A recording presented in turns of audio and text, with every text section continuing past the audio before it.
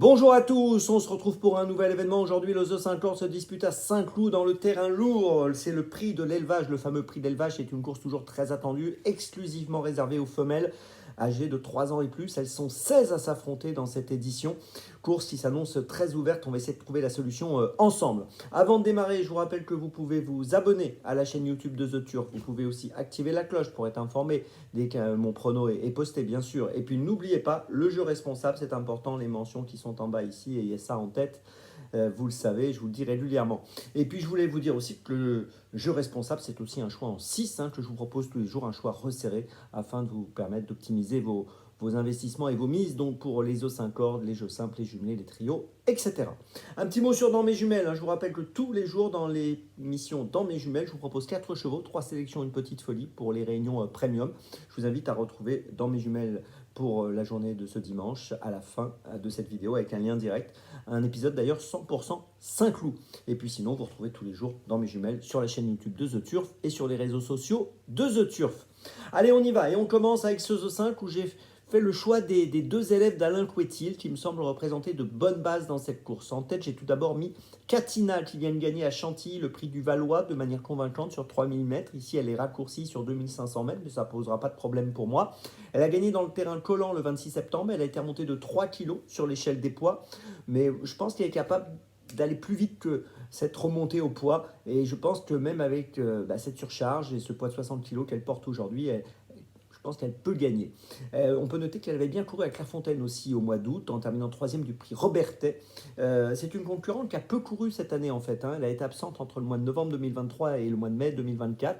Et voilà, je pense qu'elle a encore une marge de progression, donc j'y vais, je la mets en tête.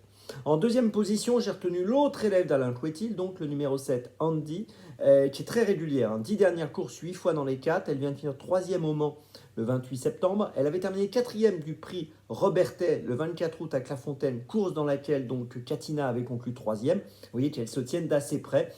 Donc voilà, les deux Couetil en base. En 3e position, j'ai retenu le 4 Natural Gift, présenté par Henri-Alex Pantal, monté par Stéphane Pasquier. Elle vient de terminer 3e à Fontainebleau le 8 octobre sur 2200 mètres. Elle a terminé 4e d'une Listed, donc course d'un bon niveau quand même, en Allemagne au mois d'août. C'est une concurrente qui me semble compétitive pour une place. En 4e position, j'ai retenu le 13 Vénus Océane. Alors ça, c'est... J'ai hésité, mais c'est une pouliche qui, à mon avis, est perfectible. 6 courses, 6 fois dans les 4. Elle vient de finir 4e à Saint-Cloud sur 3100 mètres dans le prix Tornado. Elle est raccourcie ici. Elle avait gagné Argentan auparavant. Elle est présentée par Stéphane Vattel, qui est souvent très performant dans ce type de course. Et voilà, je m'en méfie et je pense que pour une place, il vaut mieux la garder avec nous. En 5e position, j'ai gardé la ligne du prix Tornado. J'ai retenu le 14 Moonglad qui a terminé l'autre jour 3e du prix Tornado, donc juste devant Vénus Océane.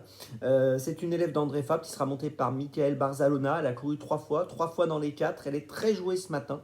Au moment où je vous parle, c'est même la favorite. J'étais un peu surpris d'ailleurs par cette cote. Bon, il y a sûrement un effet Barzalona de Lyon, vous savez, dans la lutte à la cravache d'or. Mais quand même, j'étais surpris qu'elle soit favorite. Et puis en 6e position, j'ai retenu le numéro 10, Ventosia, très régulière. 4e à Saint-Cloud le 10 octobre, 1er à Saint-Cloud le 13 septembre, 10 dernières courses, 8 fois dans les 4. Je pense qu'elle peut faire l'arrivée aujourd'hui, au moins pour une place. Je vous résume mon choix en 6 pour ce The 5 or très ouvert. Tout d'abord, les deux Couetil en base, les numéros 1 et 7. Ensuite, les numéros 4, 13, 14 et 10.